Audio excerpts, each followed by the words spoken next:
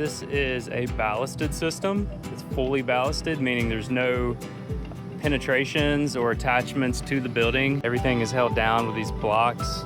We are in Savannah, so we're fairly close to the coast and susceptible to some hurricane force wind speeds. But all of this is rated for up to a Category 2 hurricane. One of the unique requirements on this job is that everything had to have threaded conduit. So that presents some challenges. It's definitely a lot more difficult when you have to spin your conduits together. When you have bends in your pipes like that, it gets a little bit of a challenge, but the AS team knocked it out with ease. Loving the workmanship here, guys. These are the inverters of the system.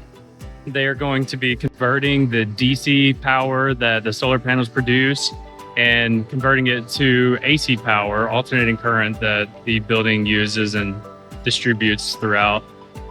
This panel here is combining the output of all three inverters together into one parallel set of conductors that go down to the AC disconnect. We had a bit of a challenge with amount of wall space, so we had to make a plan that kept everything really compact, and our team knocked it out of the park. Not an inch to spare, really, maybe a little bit on the side here, but absolute precision. Great workmanship, guys.